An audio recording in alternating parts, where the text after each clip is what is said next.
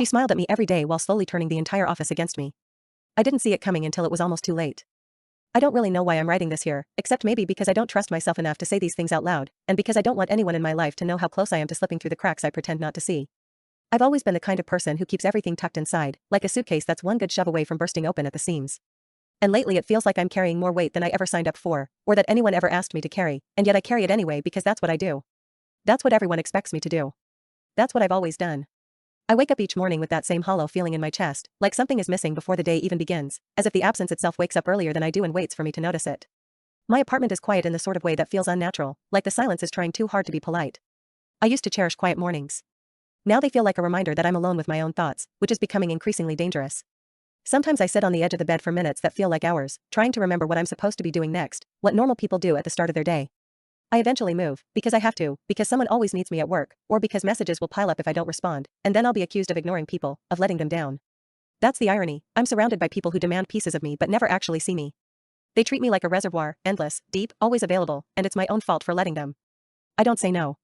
I never have. I've always wanted to be useful, to be wanted, to matter to someone in a way that didn't feel conditional. I grew up believing that love was earned through service, through staying quiet, through bending just enough to make others comfortable. It took me years to realize that bending gradually becomes folding, and folding becomes disappearing. The past few months have felt like a slow erasure of myself, and I'm not sure when exactly it started. Maybe it was when my coworker began dumping her responsibilities on me under the guise of needing support. Maybe it was when a friend cried on my shoulder about her breakup and then ghosted me for weeks after. Maybe it was when my sibling said, half-jokingly, that I'm the reliable one, as if reliability isn't just another word for the one we take for granted. Or maybe it was something deeper, something older, something I've been carrying since childhood, a belief that my feelings don't matter unless they're convenient for someone else. I think the moment I realized something was truly wrong was 2 weeks ago, when I caught myself staring at my own reflection in the bathroom mirror for an absurd amount of time, not because I cared about how I looked but because I genuinely didn't recognize myself. The person in the mirror looked tired in a way that sleep couldn't fix. Their eyes had this dullness, an almost scared hesitation, like they were waiting for permission to exist. It scared me.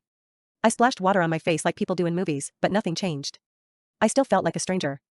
And then there's the situation that pushed me to finally write this, the one that's been gnawing at me for weeks.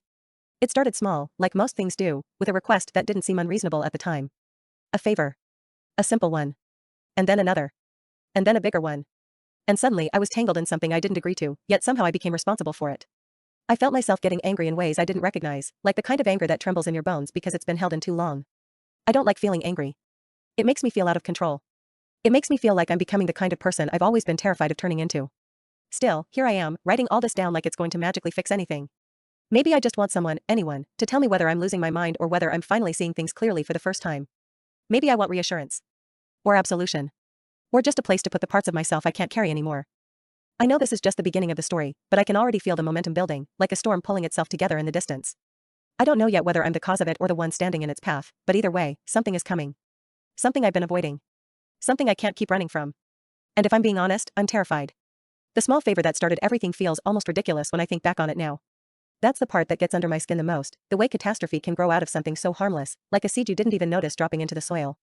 It was a Tuesday, one of those midweek days where time feels slow and uneven. I remember I had barely sat down at my desk when my coworker, let's call her Elle, leaned over the partition with that smile she uses when she's about to ask for something. It's not a real smile. It never reaches her eyes. It's more like a warning light disguised as friendliness. She said she was overwhelmed, behind on tasks, stressed to the point of tears. I'd never seen her cry, and truthfully I didn't see tears that day either, but I believed her when she said she was drowning. I always believe people when they say they're hurting. Maybe that's why they come to me. Maybe that's why they stay. She asked if I could take over one small report, just one, just that morning, because she had a personal emergency. I didn't ask questions. I told her yes before she even finished explaining. It wasn't a big deal. It really wasn't. And when our supervisor passed by later and asked about the progress on the report, Elle didn't correct him when he assumed it was her work. I told myself I didn't care. I didn't want credit. I just wanted to keep the peace. But peace is fragile when it depends on silence. The next day she asked again. A different task this time. Then on Friday, another. And suddenly it wasn't requests anymore, it was expectations. She'd drop files on my desk with a breezy, thanks so much for helping, you're a lifesaver, like the decision had already been made. And maybe it had. Maybe I'd made it the second I said yes that first time. People learn your boundaries by how you defend them, not by what you say they are. Mine were apparently non-existent. The part that stung the most wasn't even the extra work. It was how invisible I became. Elle would chat loudly with others about how swamped she was, how she was carrying the department, how management needed to recognize her efforts. I would sit there at my desk, typing up the task she claimed as her own, feeling something sour rising in my chest. Something like resentment. Something like betrayal. But also something like shame, because I kept letting it happen. Then came the moment that shifted everything. Our supervisor scheduled a check-in meeting with Elle at the end of the week. I overheard Elle telling another coworker that she planned to ask for a lighter workload because she was single-handedly doing the work of two people. She laughed when she said it, but it wasn't a joke. It was confidence. Confidence built on my silence.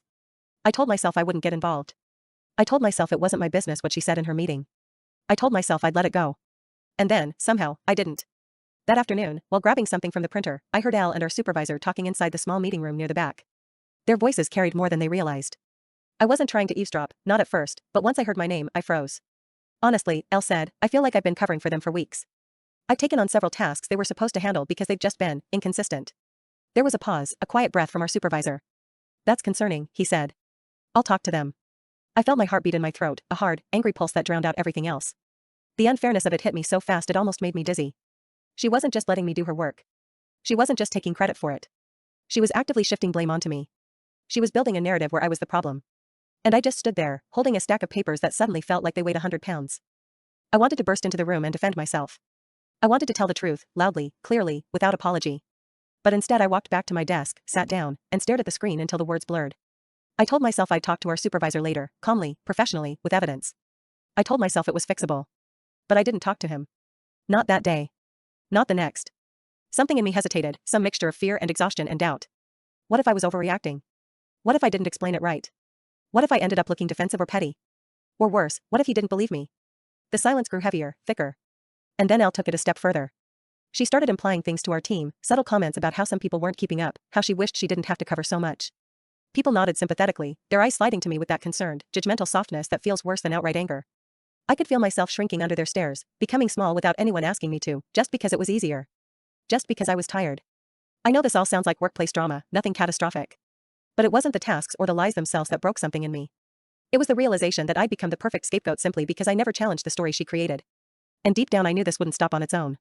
Not unless I did something. Not unless I spoke up.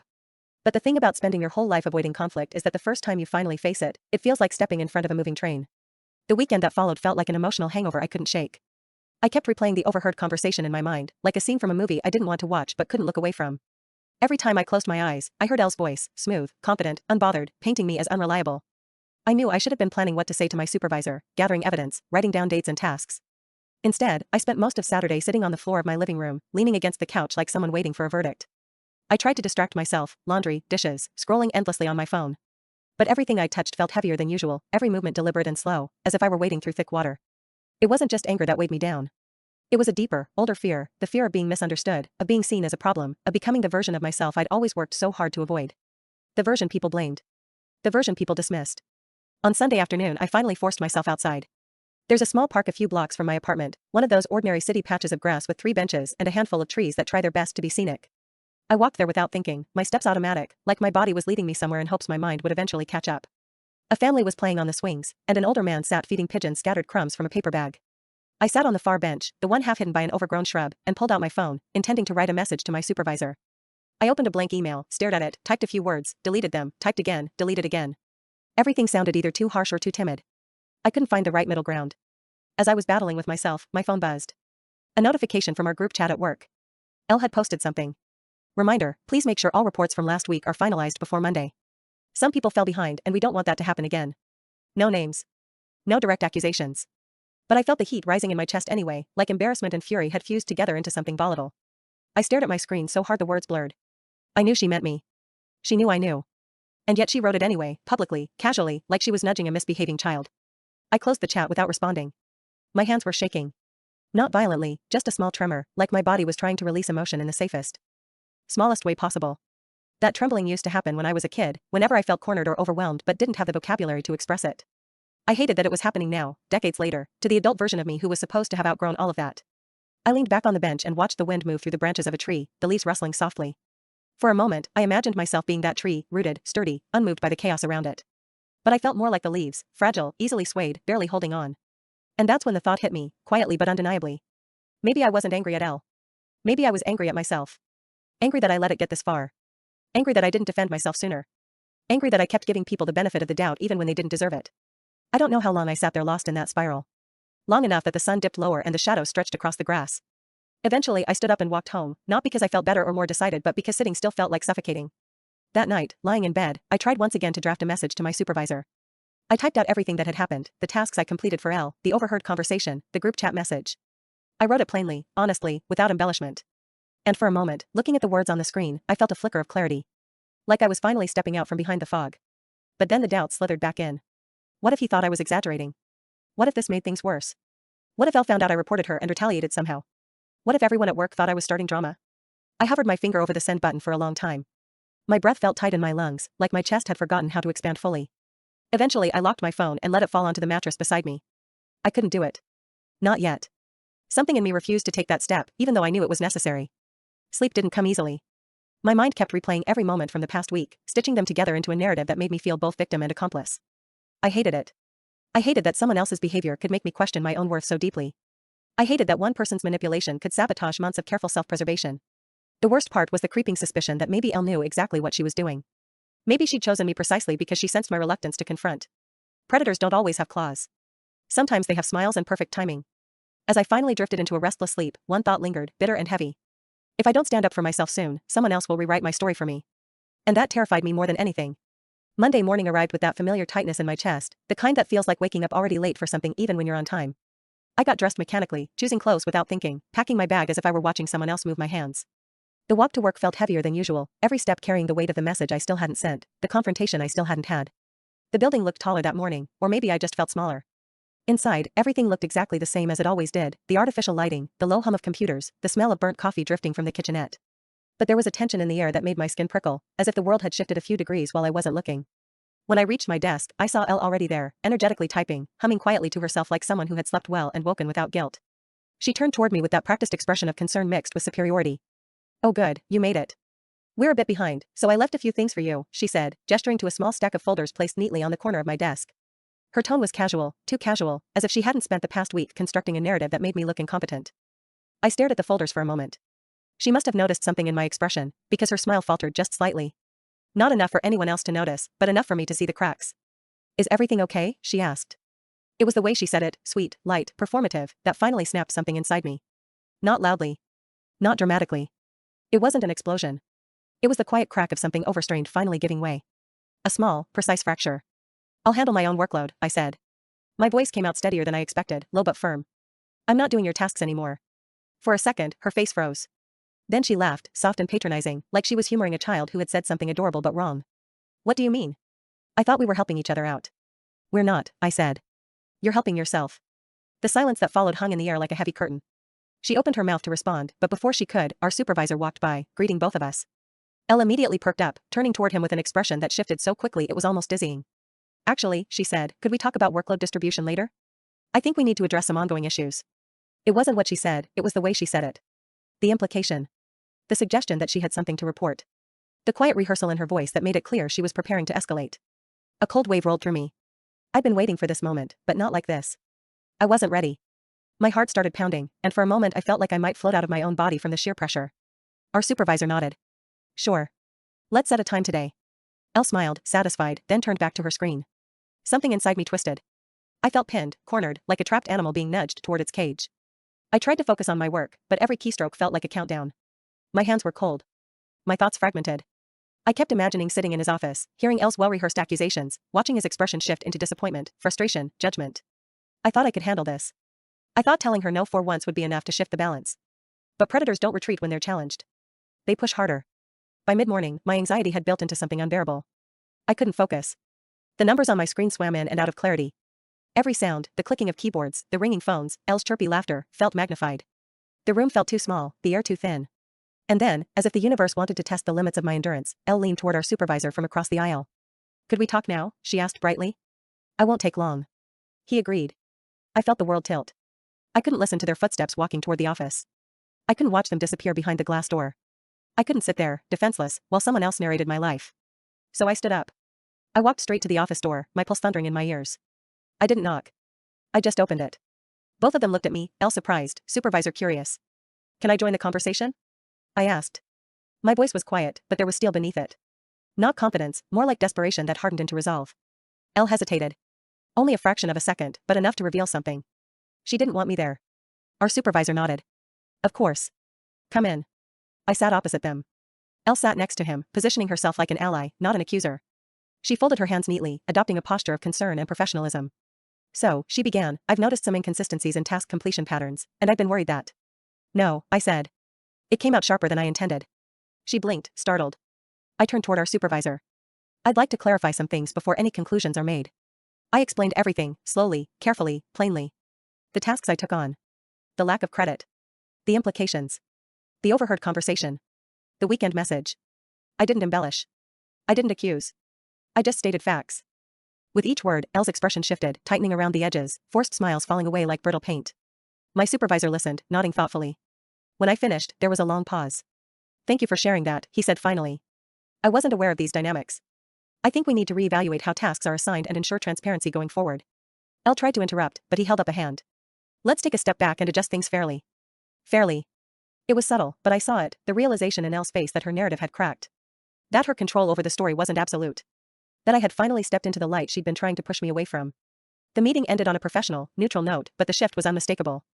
When I left the room, my hands were trembling again, but this time for a different reason. Not fear. Relief. The kind that hurts because you're not used to it. But even then, deep inside, I sensed something else beginning to stir. Something that warned me this wasn't the end. Not even close. I should have expected that things wouldn't settle after the meeting. People like Elle don't collapse quietly, they don't accept being challenged, especially not by someone they've already decided is beneath them. If anything, confronting her only pushed her to adapt, to find new ways to twist the situation. I felt that truth creeping in the back of my mind all afternoon, even as I tried to convince myself that things might actually improve. For a few hours, they did seem better. Elle avoided my desk. She answered emails faster than usual. She smiled less, an unexpected relief. I worked through my tasks with a lightness I hadn't felt in weeks, almost like breathing was possible again. But the calm didn't last. Near the end of the day, I got an email from our supervisor. A short one. Too polite, too formal. Can we schedule a follow-up conversation tomorrow? I'd like to clarify some details regarding workload processes from the past month. My stomach dropped. Not because the meeting itself worried me, but because of the vague wording. Clarify details. Past month. Workload processes. It was the kind of phrasing that left endless room for interpretation, and endless room for manipulation. As I reread the email, I could feel my pulse picking up again, a familiar jittery rhythm that made my fingers curl involuntarily.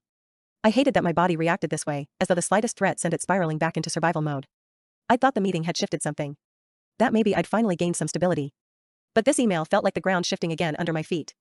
I glanced toward Elle's desk. She was typing, her shoulders too relaxed, her posture too self-satisfied. She must have said something after the meeting, some twist, some new angle. People like her don't retreat, they regroup. As the clock edged closer to the end of the workday, an uncomfortable energy filled the office. Not tension exactly, but anticipation, like everyone sensed something brewing without knowing what. The way some coworkers glanced at me, curious, cautious, made me feel like a story was already circulating, one I wasn't privy to. I left the office as soon as I could, but the moment I stepped outside, the cool air hit me like a shock. My thoughts raced. I replayed every detail from the morning, Elle's expression when I walked into the meeting, the stiffness in her posture, the way she pressed her lips together as I spoke. I didn't think she'd surrender easily, but I also didn't expect the sickening sense of unfinished business. On the walk home, I tried to breathe slowly, but my thoughts kept spiraling. What would the follow-up meeting be about? Had Elle found some new way to undermine me? Would the supervisor believe her again, or worse, think I was causing unnecessary drama by confronting her? By the time I reached my apartment, the small relief I'd felt earlier had completely evaporated. I dropped my bag on the floor and sank onto the couch, staring at the blank wall across from me. I'd never considered myself someone prone to catastrophizing, but lately every small thing felt like it could unravel into something bigger. The uncertainty gnawed at me, creating a pressure behind my ribs that made it hard to sit still. After a few minutes, I got up and paced the room. Back and forth. Back and forth. My mind was filled with half-formed thoughts and imagined conversations. I rehearsed responses I might need the next day, explanations, defenses, clarifications. But each attempt felt useless, flimsy, easily torn apart by someone more practiced at manipulation. At one point I caught sight of myself in the window, my reflection faint against the darkening sky outside. I looked tense, shoulders raised, jaw tight. I didn't look like someone who had done something wrong. I looked like someone bracing for impact. And then, just as the sun dipped below the buildings, my phone buzzed. It was a message from a coworker, someone who usually didn't reach out to me outside of work. Hey, I don't know what's going on between you and Elle, but she's been talking to some people today. Maybe be careful tomorrow. No details. No explanation. Just that. A warning. My breath caught in my throat. I read the message again and again until the words felt unreal. My coworker wasn't dramatic. They weren't the type to stir things. If they reached out, it meant something was happening. Something intentional. I typed back quickly. What did she say? They responded a minute later. Not sure. Something about miscommunications and team reliability. Just thought you should know. Team reliability. I felt a cold shiver travel through me. It was happening again. She was rewriting the story. She was shaping the narrative before I even had the chance to defend myself. I sank back onto the couch, my thoughts spiraling faster than I could control. I tried to steady my breathing, to remind myself that I'd done nothing wrong. But fear doesn't listen to reason. Fear listens to patterns. And the pattern here was clear. Elle wasn't going to let this go. I spent the rest of the night drafting notes, dates, tasks, examples, everything I could remember. I organized it carefully, adding details I'd overlooked before. Every sentence felt like a small shield, a thin layer of protection against whatever attack she was planning.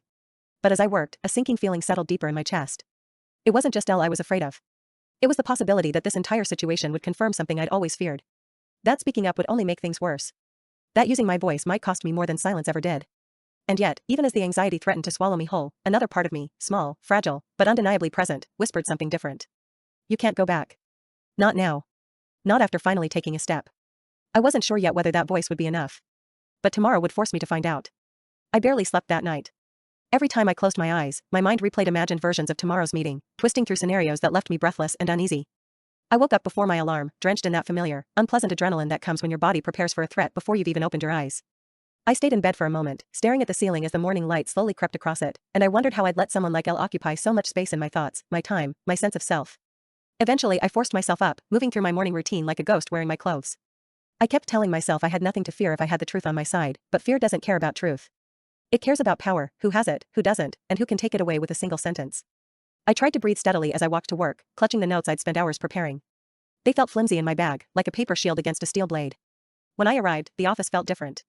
Not visibly, nothing had changed, but there was something in the way people moved, in the way their conversations quieted just slightly when I passed, in the way certain glances lingered a bit too long. Maybe it was my imagination. Or maybe Elle had been very, very busy. Elle wasn't at her desk yet, which gave me a moment to breathe. I opened my computer and tried to distract myself with work, but my hands shook every time I touched the keyboard. I kept rehearsing my points internally, twisting them around in my head until they lost their shape. I hated how unsteady I felt, how the simplest interactions at work, sounds, footsteps, emails, made me flinch internally. It didn't feel like a workplace anymore. It felt like a battlefield where the enemy was smiling across the aisle. Around mid-morning, our supervisor approached my desk and asked if I could meet with him in an hour. His voice was neutral, polite, unreadable. It was the unreadability that unnerved me most. Elle must have spoken with him earlier. Maybe she'd told him another story. Maybe she'd twisted yesterday's meeting into something else entirely.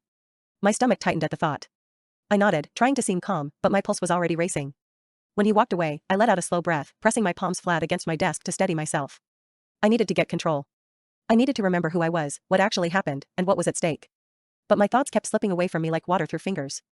About 15 minutes before the meeting, Elle finally arrived. She breezed into the office with that perfect, calculated casualness, late enough to appear busy, composed enough to appear competent.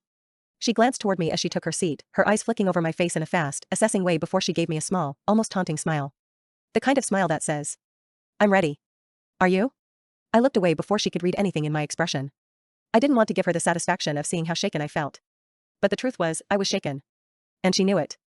People like Elle can smell that kind of fear. When it was finally time for the meeting, I stood up slowly, my legs feeling both heavy and unsteady. I grabbed my notes, though I wasn't sure whether they would help or make me stumble. As I approached the office door, Elle followed behind me. She hadn't been invited to the meeting, but the fact that she walked toward the door anyway made my heart leap into my throat. Our supervisor noticed the movement and stopped her gently. Actually, I'd like to speak with them alone first, he said. Something flickered across Elle's face. Annoyance? Surprise? Fear? It was so fast I couldn't be sure. But it gave me a tiny jolt of strength. Maybe I wasn't as powerless as she wanted me to believe. I stepped inside, and the supervisor closed the door behind us. He motioned for me to sit. The room felt too quiet, too bright, too open. I sat down slowly, my breath shallow. Don't worry, he said, perhaps noticing my tension. This is just a check-in. I want to understand the situation clearly. I nodded, though my throat felt tight. He asked me to walk him through the past month, how the tasks had been divided, how the confusion started. I kept my answers factual, careful, honest. I avoided emotional language, even though every sentence felt like pulling something sharp out of myself. But the more I spoke, the steadier I became. Not confident, but grounded. I realized something as I talked, the truth was on my side. Not a manipulated version of it. Not a dramatized retelling.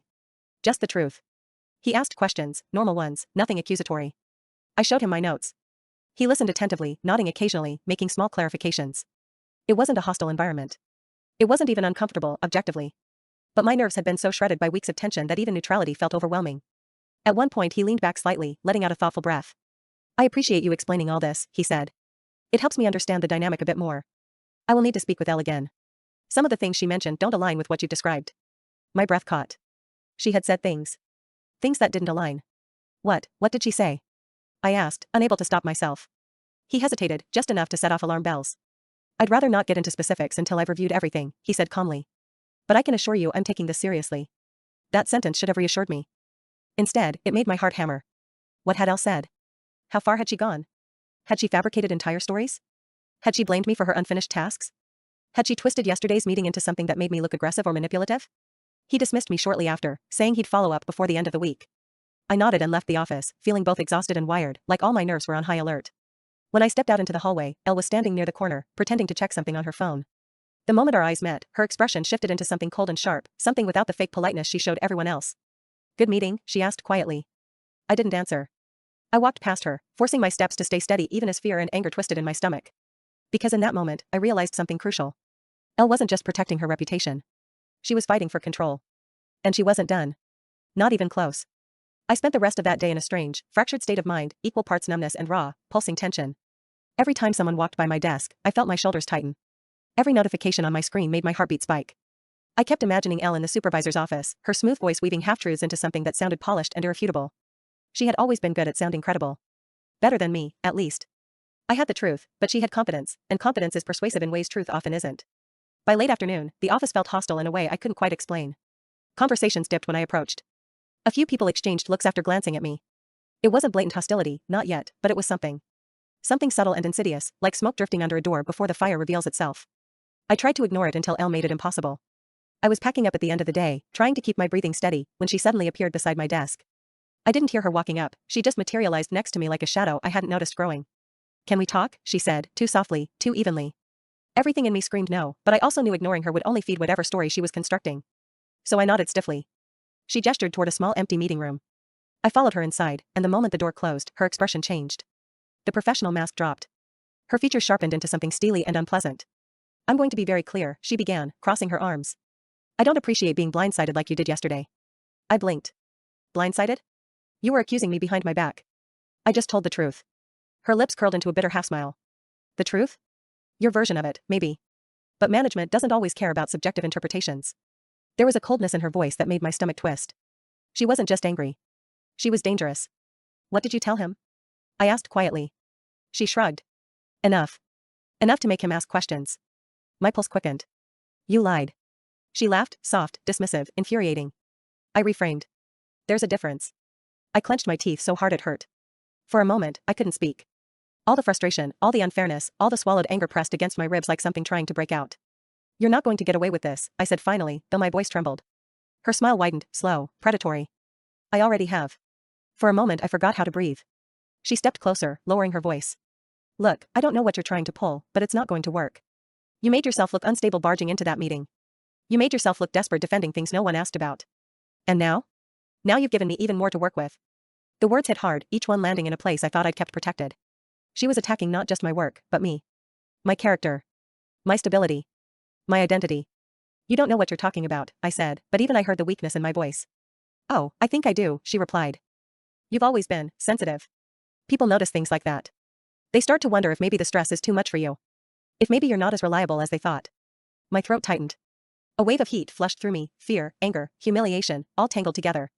You're projecting your own behavior onto me, I said shakily. She leaned back slightly, tilting her head with faint pity. Maybe. Or maybe I'm simply better at protecting my reputation than you are. I felt my composure slipping. My vision blurred at the edges. My hands curled into fists at my sides, not in aggression but to stop the shaking. I wasn't built for this kind of confrontation. I'd spent my entire life avoiding people like her, people who turned vulnerability into a weapon. You need to stop lying about me, I whispered.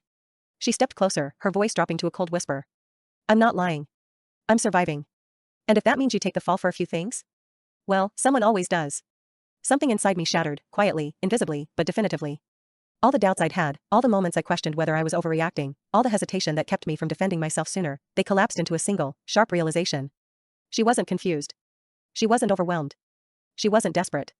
She was calculated. She had chosen me because she saw I wouldn't fight back. Because she sensed my reluctance to make waves. Because she knew she could shape how people saw me before I ever opened my mouth. I felt a tremor run through me, not fear, not exactly.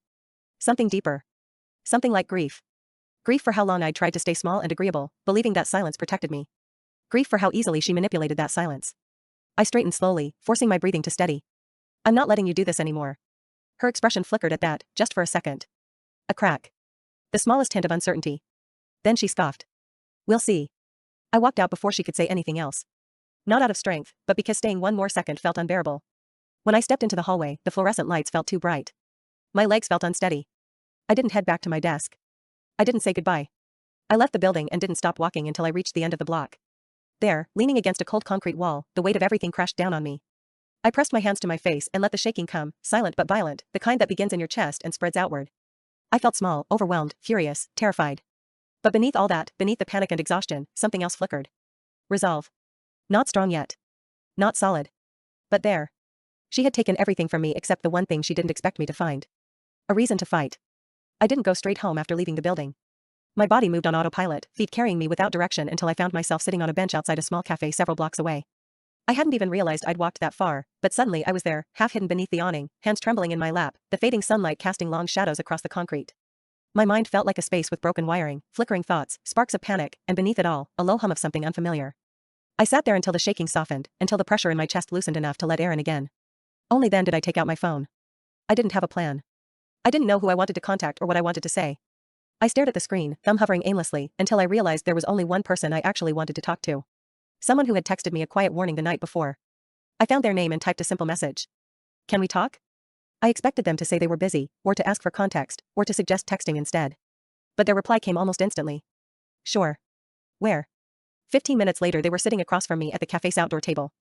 They looked concerned but not surprised, which somehow made everything inside me tighten and then loosen again. Maybe I wasn't imagining things. Maybe other people saw what was happening, even if they didn't say anything. You don't look okay, they said gently. I'm not, I admitted. My voice came out small but steady. Can I ask you something? And I need you to be honest. They nodded. What, exactly has Elle been saying about me? The coworker hesitated, not in a secretive way, but in a careful way, like they were trying to decide how much I was ready to hear. Finally they leaned forward, lowering their voice. She's been telling people that you're losing it a little. I felt my breath catch. Losing it? They nodded. That you've been overwhelmed for weeks. That you're not keeping up with tasks. That you've been emotional during work hours. Stuff like that. My throat tightened painfully. I swallowed hard, trying to keep my voice even. And do people believe her? They hesitated again, then sighed. Some do. Some don't. But the thing is, she says everything in this very calm, concerned tone. Like she's worried about you. It makes it harder for people to see what she's actually doing. A slow, cold realization washed over me. She wasn't just attacking my work. She was attacking my credibility. My stability. My reputation. She was framing me as fragile. Unreliable. Emotional. All things I've spent most of my life trying to avoid being seen as. She's trying to make it look like I'm the problem, I said, barely above a whisper. My coworker nodded. Yeah. And she's good at it. For a moment, the weight of it felt unbearable. Like all the worst stories I'd held about myself were suddenly being broadcast through someone else's voice. But underneath the panic, something else stirred, a clarity that felt sharp enough to cut through the fog I'd been living in. It wasn't just that she was manipulating the story. It was that she had chosen the tactic she knew would hit me hardest. She sensed the thing I feared most. Being seen as unstable. Being misunderstood. Being dismissed. And she used it. But in that realization, somewhere in that painful, humiliating truth, something shifted. She knew my weakness. But she didn't know my limits. And she didn't know that the person she had pushed for weeks was no longer the same person sitting here. My coworker watched me quietly. I'm telling you this because I think you need to know exactly what you're dealing with. She's not going to stop. You need to protect yourself. I nodded slowly. I think I finally understand that. They gave me a sympathetic look. I'm sorry you're going through this. You don't deserve it. The words hit harder than expected. Not because they were dramatic, but because they felt so simple and honest. Something unclenched inside me, small, but noticeable. I don't know what to do next, I admitted. I think, they said gently, you need to stop trying to defend yourself to her. And start documenting everything. You need to talk to HR. You need to take this seriously. I closed my eyes for a moment, letting their words sink in. They were right. I'd been reacting. Responding. Panicking. Trying to fix something by being reasonable with someone who wasn't acting in good faith. I'd approached this like a misunderstanding. But it wasn't one. It was a strategy. And I'd been playing by rules she didn't believe in. When I opened my eyes again, something felt steadier inside me. Not strong, but rooted. A small, growing flame. I'm done letting her decide who I am, I said quietly. My coworker nodded. Good. We sat there a little longer, not talking much, just breathing the same quiet evening air. When they eventually left, I remained at the table for several minutes, staring at the street, watching the slow ebb and flow of people heading home from work. Everyone moving in different directions, caught in their own private stories, some heavy, some light. And for the first time in a long time, I felt something unexpected. A sense of separation between who I thought I was and who I could be. Elle had spent weeks trying to paint me into a corner. But maybe that corner wasn't as small as she wanted me to believe. Maybe I'd only stayed there because I'd been afraid to see how much space I could take up. When I finally got up to leave, I walked with a steadier rhythm. My hands trembled less.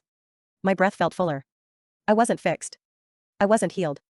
But I wasn't afraid in the same way anymore. She had pushed me to my breaking point. And in doing so, she had pushed me somewhere she never intended. Toward myself. The next morning felt different. Not lighter, nothing about the situation was light, but clearer, as if the fog that had been suffocating me for weeks had finally thinned enough to see a few steps ahead. I still felt anxious, still felt the heaviness of what was coming, but there was something else beneath it now. A steady pulse of resolve, quiet but unmistakably present. I wasn't walking into the office as someone bracing for impact, I was walking in as someone preparing for a confrontation I no longer feared in the same way. I arrived earlier than usual, partly to avoid running into Elle, partly because I wanted space to gather myself before the day began. I sat at my desk and opened my notebook, the same one filled with dates, tasks, and examples I'd collected in a frantic haze the night before. But this time, I didn't look at the notes with desperation. I looked at them with intention. They weren't a shield anymore. They were proof. Evidence. Boundaries. A few coworkers trickled in as the morning progressed. Some offered small nods, others avoided eye contact. I didn't blame them. Office politics has a way of turning neutral people into careful ones. No one wants to be dragged into a conflict that doesn't directly affect them. But one coworker, the same one who had met me at the cafe, passed by my desk and gave me a subtle, encouraging look. Not pity. Not concern. A kind of acknowledgement. A quiet gesture that told me I wasn't imagining things and I wasn't alone. It helped more than I expected. Around mid-morning, I opened a new email and drafted something to HR carefully. Calmly. Professionally. I didn't write about feelings. I didn't write about impressions. I wrote facts. Tasks reassigned without approval. Credit taken repeatedly. False claims about my performance. A pattern of misrepresentation. A clear negative impact on my work environment and mental well-being. The email was straightforward, free of emotion except for the gravity of the situation itself. When I finished, I hovered over the send button for only a moment, just long enough to feel the echoes of my old fear, before I pressed it. The message sent. A tiny, quiet click. But it felt like something monumental.